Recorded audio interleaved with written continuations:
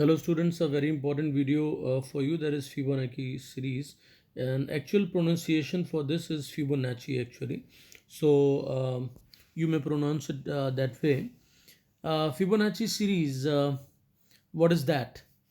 Let me tell you students first, but before that I want you all to please press subscribe button to subscribe my channel if you're not subscribed. Students, in mathematics the Fibonacci numbers form a sequence, all right? What is that sequence? That sequence is known as Fibonacci sequence, such that each number is the sum of the two preceding ones, starting from 0 and 1. So here you can see 0, 1, 1, 2, 3, 5, 8. So 0, 1 are the two first numbers initially. And after that, sum of 0 and 1 is the third number. Then sum of 1, 1 is the fourth number, that is 2. Then sum of 1 and 2 is this 3. So it goes on like this, and up to the limit I have represented through n. So that's your choice. Now students, here you see n1 equal to 0, n2 equals to 1, and n3 equals to n1 plus n2.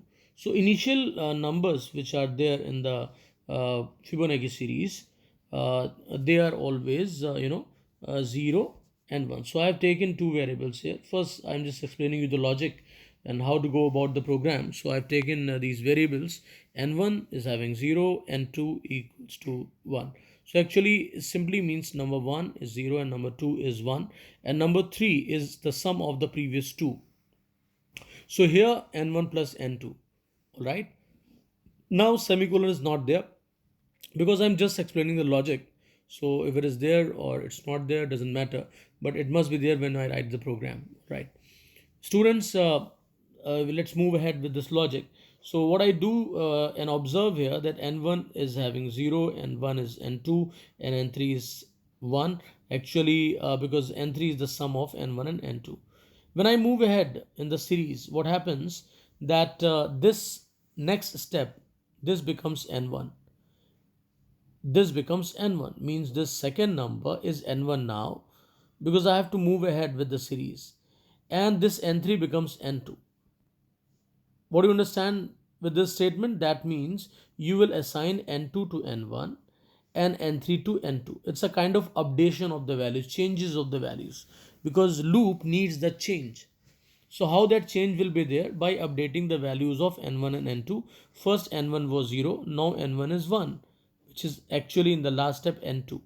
Then n2 is having n3. All right. Now n1 plus n2 will produce n3.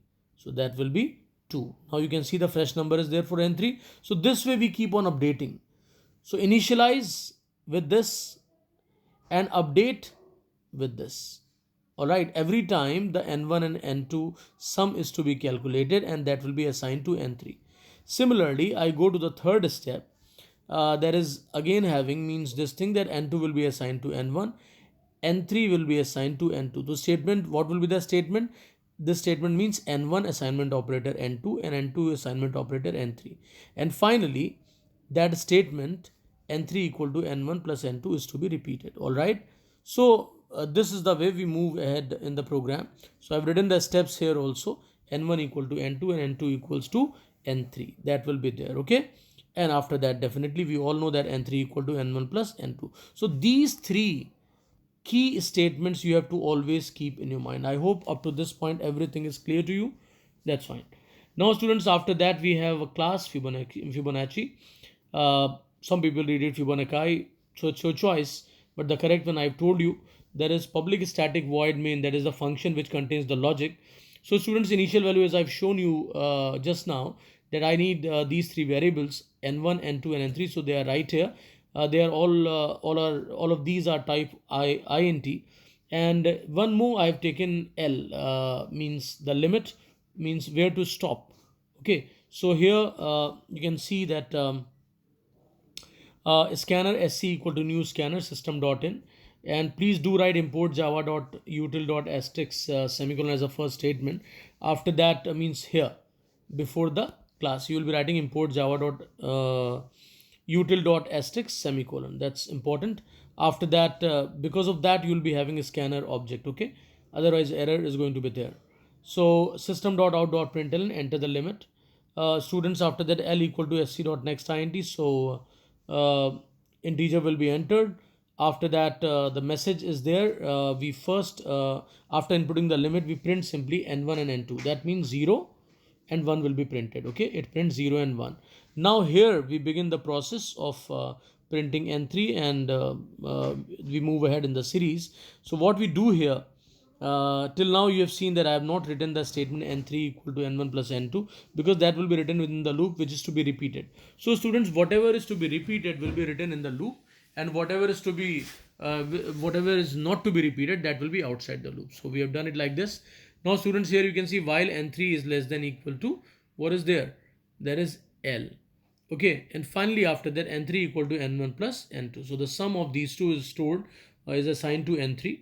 And students, after that, blank space, and n3 will be printed. Okay, so 0, 1, and then 1 will be printed, as I've shown you just now.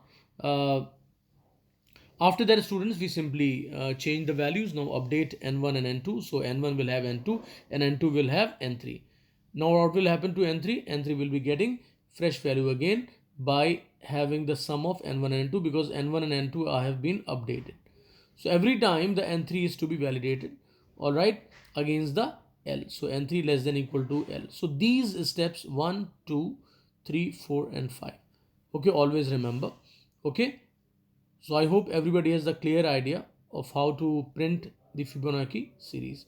Okay, so finally we have closed the while loop, and then after that the function is closed, that main function, and finally the class is closed. After that, students, we have output.